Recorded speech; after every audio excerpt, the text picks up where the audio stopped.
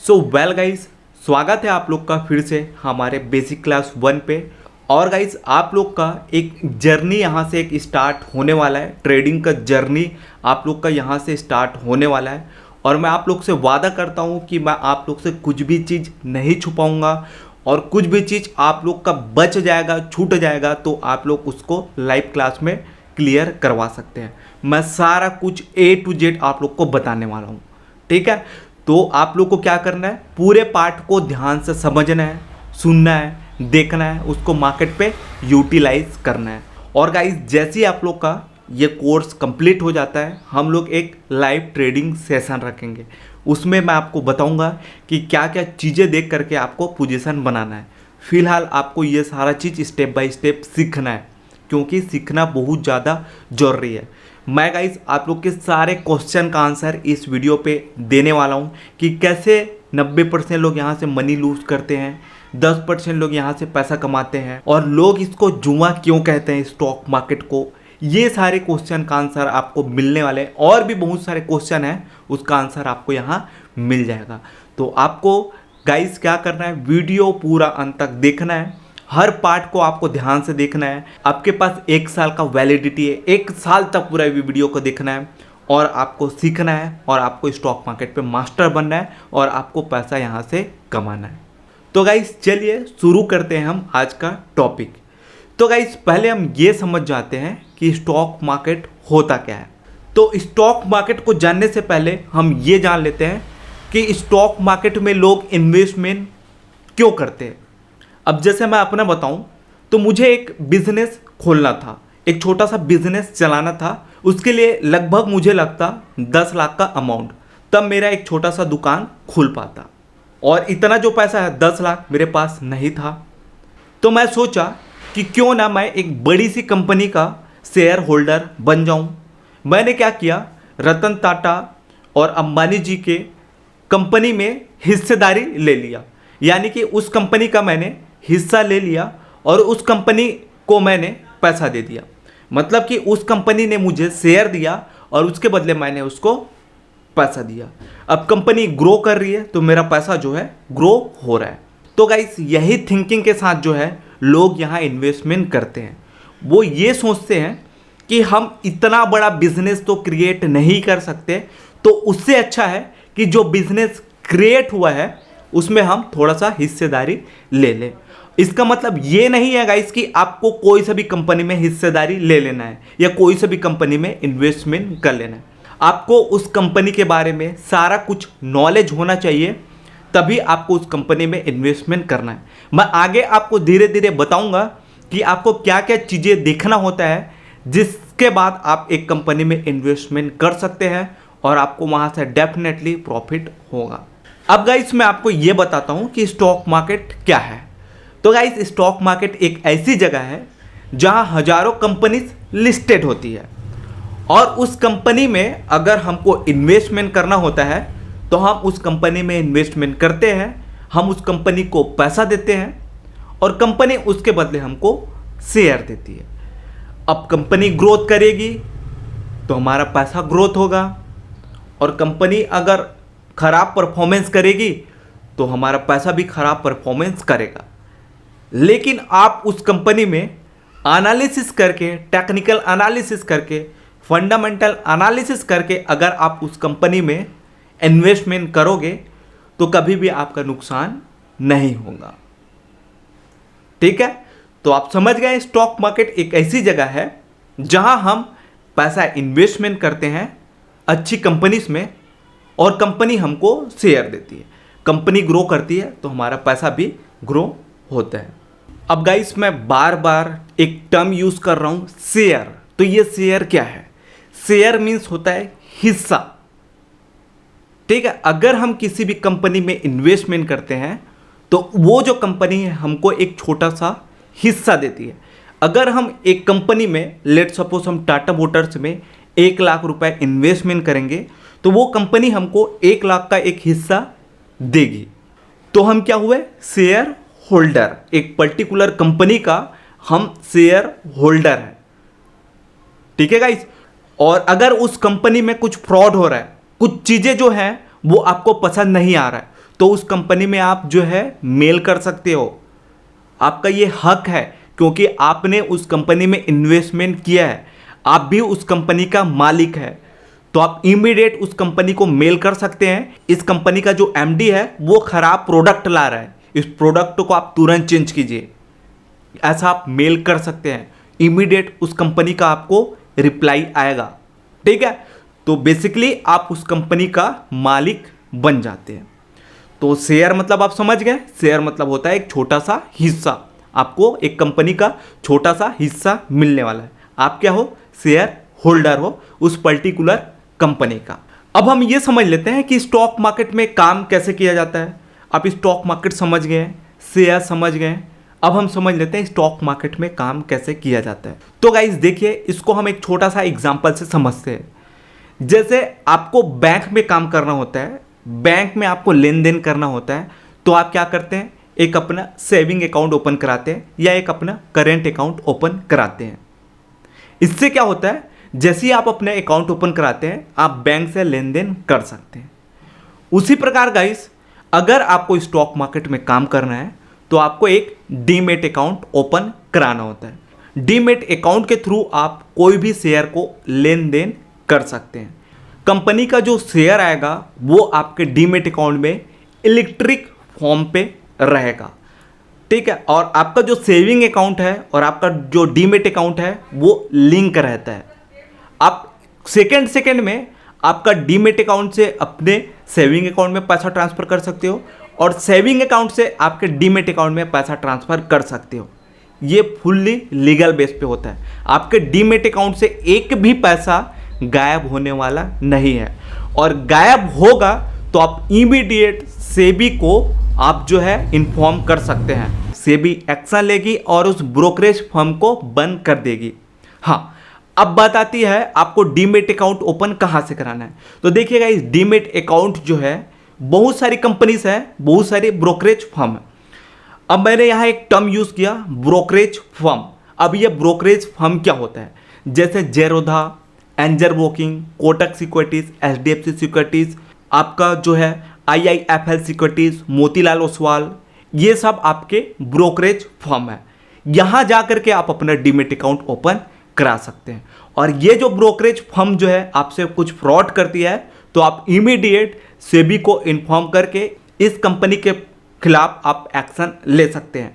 आप में इतना पावर रहेगा कि आप एक कंपनी को बंद करवा सकते हैं, आप एक ब्रोकरेज फर्म को बंद करवा सकते हैं।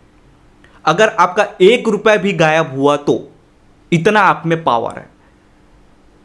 ठीक है गाइस, तो आपको क्या क्या समझ आ गया, स्टॉक मार्केट समझ आ गया, आपको शेयर समझ आ गया, आपको यह भी समझ आ गया कि स्टॉक मार्केट में काम कैसे करना है। आपको पहले डीमेट अकाउंट ओपन कराना है, डीमेट अकाउंट के थ्रू आपका स्टॉक मार्केट पे काम होता है, वहीं से आपका बाय और सेल होता है। मैं आपको धीरे से बताऊंगा कि कैसे बाय और सेल किया जाता है एक पर्टिकुलर कंपनी के स्टॉक को।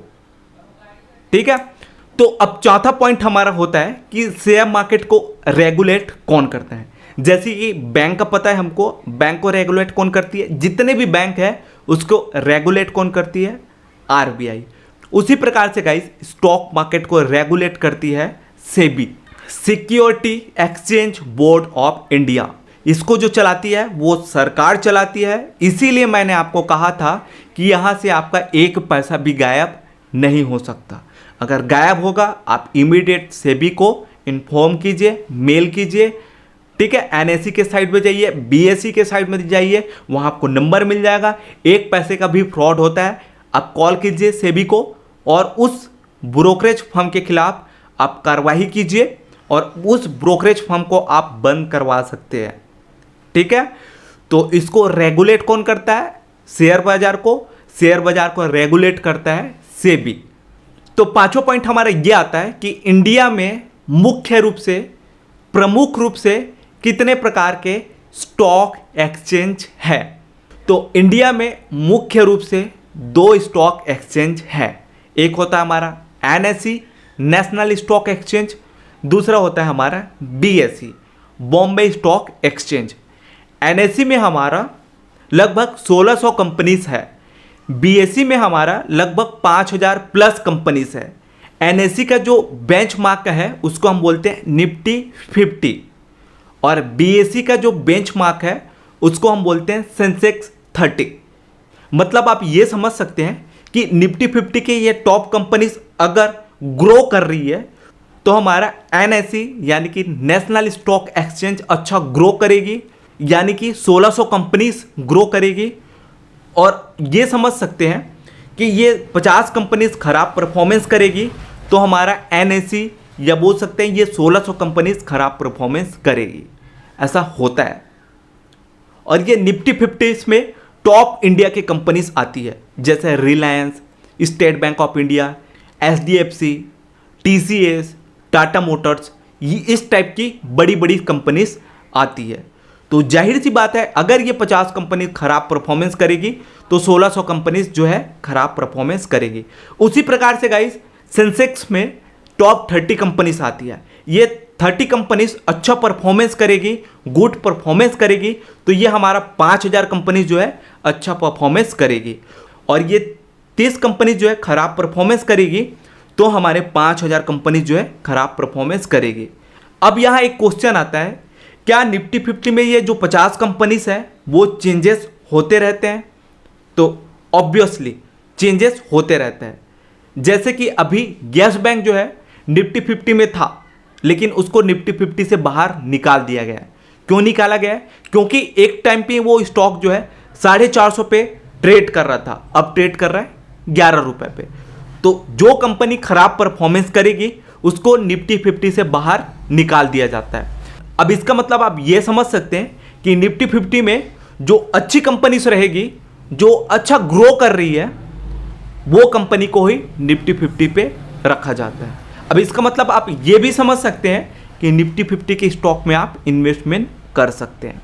उसी प्रकार से हमारा सेंसेक्स आता है गाइस। अगर कंपनी अच्छा परफॉर्मेंस कर रही है तो वो टॉप 30 कंपनीज में रहेगी और अगर अच्छा परफॉर्मेंस नहीं कर रही है तो उस 30 कंपनी से उसको बाहर निकाल दिया जाता है, कोई अच्छी कंपनी को वापस से ऐड कर दिया जाता है। तो ये होता है गाइस बेसिकली कॉन्सेप्ट एनएससी और बीएससी का। ठीक है, इसका बेंचमार्क भी आपको पता चल गया ना। एनएससी का बेंचमार्क निफ्टी, बीएससी का बेंचमार्क सेंसेक्स। गुड, सीख रहे हो आप। देखिए मैंने क्या कहा था, प्रमुख रूप से स्टॉक एक्सचेंज जिसमें लोग काम करते हैं, मैंने 2 बताया।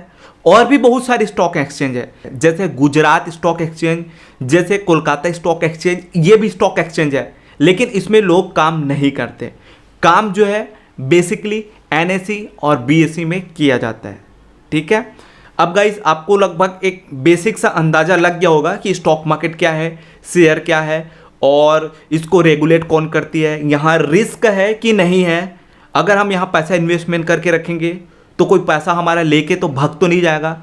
ये सारा जो आपके दिमाग में क्वेश्चन रहा होगा वो सारा कुछ क्लियर हो गया होगा। अब गाइस एक और क्वेश्चन निकल के आता है, स्टॉक मार्केट को लोग जुआ क्यों कहते हैं? ये जो जितने भी बिगिनर हैं जो स्टॉक मार्केट में कदम नहीं रखे हैं या जो स्टॉक मार्केट में कदम रखने वाले हैं, उसके दिमाग में एक क्वेश्चन तो ये आता ही है कि स्टॉक मार्केट को लोग आखिर जुआ क्यों कहते हैं। तो गाइस इसका एक आंसर है कि जुआ वही लोग कहते हैं जो यहाँ हार के जा चुके हैं, जिसका नुकसान हो चुका है। और गाइस दुनिया का हर एक खेल जीता जा सकता है, बस उसमें आपको खिलाड़ी बनना पड़ता है। अगर आप स्टॉक मार्केट के खिलाड़ी बन गए तो आपको यहाँ से कोई नहीं हरा सकता। स्टॉक मार्केट में अभी भी ऐसे लोग हैं जो अरबों खरबों रुपए कमा के बैठे हैं, जैसे राकेश झुनझुनवाला लगभग 40,000 करोड़ कमा के बैठे हैं, जैसे राधा कृष्णन दमानी 1 लाख करोड़ कमा के बैठे हैं, जैसे विजय केडिया 400 करोड़ कमा के बैठे हैं। तो जो बिजनेस इसको समझते हैं वो यहाँ से पैसा कमाते हैं। और स्टॉक मार्केट में नुकसान वही लोगों का होता है जो एक दिन में, एक महीने में यहाँ करोड़पति बनने का सपना लेकर के आते हैं। और बेसिकली यही लोग स्टॉक मार्केट को जुआ कहते हैं, क्योंकि उसका पैसा तो साफ हो ही जाता है एक महीने में। अगर आप स्टॉक मार्केट को as a business, as a career आप समझोगे स्टॉक मार्केट को, तो गाइस आपको स्टॉक मार्केट इतना पैसा देगी कि आपके 7 पीढ़ी को कमाना नहीं पड़ेगा। इतना पैसा है स्टॉक मार्केट पे। लोग कहते हैं, एक प्रॉफिटेबल ट्रेडर या इन्वेस्टर कहते हैं कि स्टॉक मार्केट में जो पैसा है वो बिखरा पड़ा है, बस समेटने वाला चाहिए। तो मैं होप करता हूं गाइस कि आप एक समेटने वाले लोगों की गिनती में आएंगे। तो आपको समझ आ गया होगा कि किस टाइप के लोग जो है स्टॉक मार्केट को जुआ कहते हैं। जुआ वही टाइप के लोग कहते हैं जो यहाँ एक दिन में, एक महीने में करोड़पति बनने का सपना लेकर के आते हैं, और वो करोड़पति तो बनते नहीं हैं लेकिन रोडपति जरूर बन जाते हैं। और यही लोग जो है स्टॉक मार्केट को बदनाम कर रहे हैं। तो आपको समझ आ गया होगा कि किस टाइप के लोग जो है बदनाम कर रहे हैं और किस टाइप के लोग जो है यहाँ पैसा कमा रहे हैं। अब गाइस मैं आप लोग को एक बधाई देना चाहता हूँ कि आप लोग जो है स्टॉक मार्केट को सीखने के लिए आए हैं, क्योंकि यहाँ जो है स्टॉक मार्केट में 90% लोग बिना सीखे ट्रेडिंग करते हैं। इसी कारण 90% लोग यहाँ से मनी लूज करते हैं। अगर आप सीख करके ट्रेडिंग करेंगे तो आप भी 10% के लोगों में गिने जाएंगे। तो अगर आपको 10% के गिनती में आना है तो आपको मेहनत करना पड़ेगा, आपको वीडियोस अंत तक देखना पड़ेगा, आपको सारे पार्ट्स को अंत तक देखना पड़ेगा। डेफिनेटली जैसे कि मैंने आपसे वादा किया था, मैं आपको एक स्टॉक मार्केट पे एक प्रॉफिटेबल ट्रेडर बना दूंगा, लेकिन उसके लिए आपको मेरे सारे वीडियोस को देखना पड़ेगा। जो जो चीज़ मैं कहता हूँ वो चीज़ें आपको अप्लाई करना पड़ेगा। मैं एक एग्जांपल और देता हूँ, अगर आप बिना सीखे आते तो क्या होता। गाइस देखिए, मेरे पास अभी इंस्टाग्राम पे लगभग 40,000 फॉलोवर है, यूट्यूब पे 10,000 फॉलोवर है। तो मेरे पास आए दिन लोगों का फ़ोन आते रहता है कि 4 दिन में 5 लाख का नुकसान हो गया, 10 दिन में 10 लाख का नुकसान हो गया।